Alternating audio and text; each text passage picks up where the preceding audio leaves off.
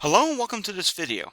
Today in this video I'm going to tell you ways that you can track current emergency incident activity in your area.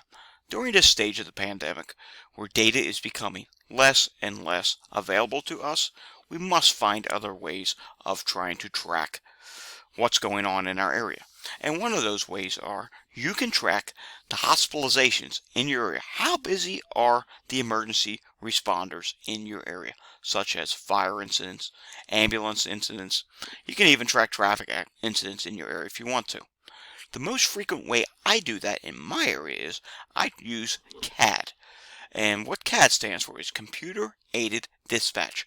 Almost all counties in this country, or at least most counties in this country, do use a CAD system to help them dispatch uh, dispatch the proper units to the current incidents that are going on.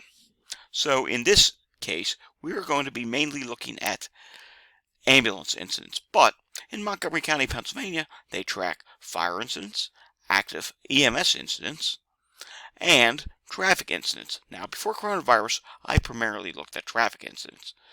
However, I did actively, gander what current EMS incidents were going on. Now, unfortunately, I live in Philadelphia County. We don't have the CAD system. It's not public. They may have it, a private one, which they likely do, but it's not public available. You have to Google search your county. Every county's different, and the different things I'm going to show you here may not necessarily be available to you, so you're going to just have to Google it.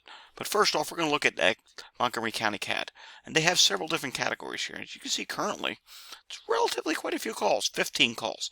I've seen this get as high as over 25 calls, and that was mainly back during the Omicron BA.1 wave. Right now we have dizziness, cardiac emergency, subject in pain, maternity, many fall victims, and fall and lift assist. That's the most common calls that you're going to see. Here there's currently about, I see, 5 fall victims. You also see respiratory emergency. That can be anywhere from coronavirus, COPD, someone that's just having trouble breathing, someone who has asthma, a wide range of things. Another one that you'll see, and it's not here on this list, it may be in another county that we'll look at, is a sick person. And let's go to, here's another county I look at, Chester County. So they got 2 of them that say sick person. For most counties, that's their pretty much miscellaneous category. Doesn't necessarily mean, oh, someone's sick, they got COVID, they got the flu, they got a cold. Could also mean they have a brain tumor, they have cancer, they need transport to the hospital for that reason. There's a lot of different things you're going to see. The number one thing I'm noticing on these CAD systems is the increase in calls. Now, whether it be from coronavirus or post-COVID, I'm seeing a lot more cardiac issues. I'm seeing a lot more heart attacks, strokes. You don't see any strokes on here right now, but at times it amazes me how many calls for that you see. Now, some areas you can also see divert status, and Maryland, down in Maryland, actually has a system for that. They have a whole page here dedicated to hospital divert statuses for the different hospitals. They have yellow alert, red alert, mini disaster, reroute, trauma bypass, and each one has a different meaning for the type of diversions. It could be anywhere because the hospital's full, the ER is overwhelmed, or they got a situation going on, such as power outage, fire, gas leak, bomb scare, etc., which is mini disaster. And for each of these, it's reasons why the ambulances would have to skip the hospital and divert. But now it actually gets really interesting, and we can take this a step further. So say you don't have this, and you can't see your divert status in your county. That's fine. You can actually listen to dispatches in your area, such as EMS, fire, police, rail, aircraft, a wide array of things. There's all kinds of stuff on here on this website called broadcastify.com. That's BROADCASTIFY.com, and I'll put the link down below in the description. And here you can generally get a good idea of what is going on in your area. Now, I live in Pennsylvania, and I do tend to I'll listen to Philadelphia County, I'll listen to some of the suburbs, but the one I listen to most is Center County, Pennsylvania. Why? Number one, it's in the center of the state. Number two, it gives a good sense of the rural call volume, Plus, it tells me what's going on in State College at Penn State University, which is a slightly more urban setting. So you get a good mixture of what's going on up there.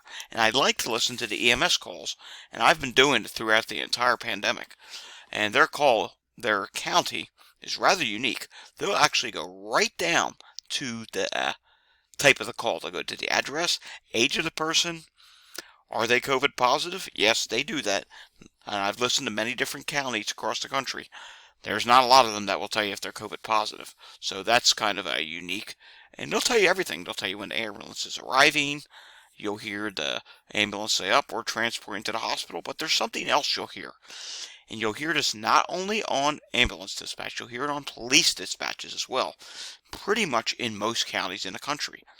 You'll hear the divert status. They will announce if a hospital is going on divert. Now, Centre County does have only one hospital, which is Mount Nittany Hospital.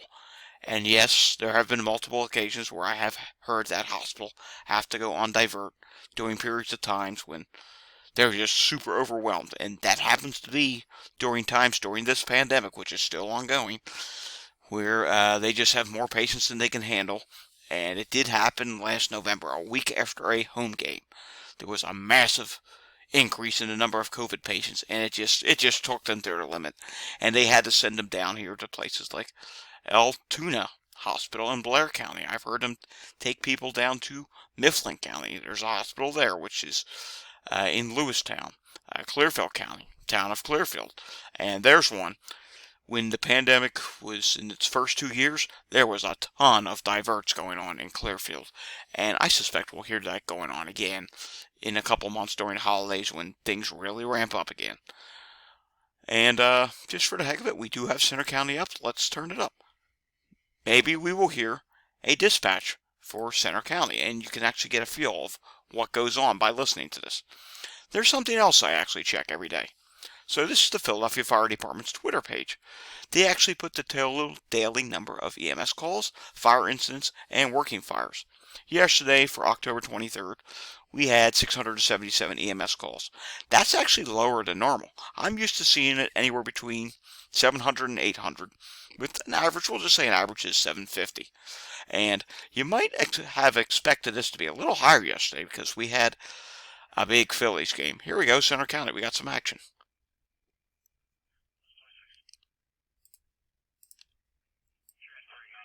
So there you go.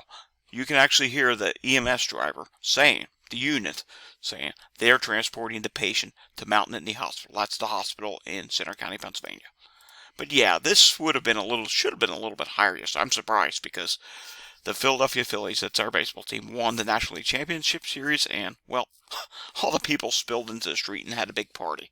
So that's actually a good thing. But is that going to cause a massive increase in the total number of COVID patients and COVID activity? Don't know, and I'll be able to track it right here. If I start seeing call volume going up, we'll know that there's a big increase in coronavirus. There's one other thing you can do. So you live in an area where you have a volunteer fire department, or just a fire department in general. Everyone has a fire department. Or at least most areas do. Some rural parts of the country don't. Some of them are fortunate enough to actually post their call volume. So here's one in western Centre County. I tracked this one because my grandparents lived in the area, and I like to still keep up with what's going on there. So far this year, they've had 488 incidents. And if you look at over the years, that's quite a few incidents. Already this month, they've had 30 EMS incidents. Which that probably does not include some calls from the weekend, and it's only October 24th, so there's some more days to go this month. So that number's likely going to go up. And they've had 4 fire incidents, so that's 34 calls this month. But look back during the Omicron BA.1 surge of last winter. Look at this. They had 55 EMS calls in January of last year. That's a lot of calls. And then you come back here to June. June, for some reason, was a busy month, and you got to think some of that is post-COVID activity. But let's go back here, rewind. Look over the years. It's trending higher. You can see the overall trend is higher. And in 2020, it actually dropped a little bit because at the beginning of the pandemic, not everybody was not everybody was calling the ambulance because no one knew what was going on. But look at 2021. 2021 was their busiest year ever, 642 calls. Could that be met again this year? It's going to be hard to do, but it's not going to be far off, and it's going to be above the average from all the other years. So I just listed several different ways you can monitor currently what's going on in your area with emergency dispatch, and especially with the EMS. And you can get a good sense how busy it is in your area. Are the hospitalizations going up? Because you can use CAD, as you saw. You can use this diversion system like what Maryland has. Hopefully maybe your area has it. Not a lot of areas do. And you can use dispatch and just monitor the activity in your area. You'll get a good idea of what's going on. You'll be in the know. Alrighty, thanks for watching this video. And if you want to see more stuff like this, remember, hit the like and subscribe button down below. Thanks for watching and stay safe, everyone.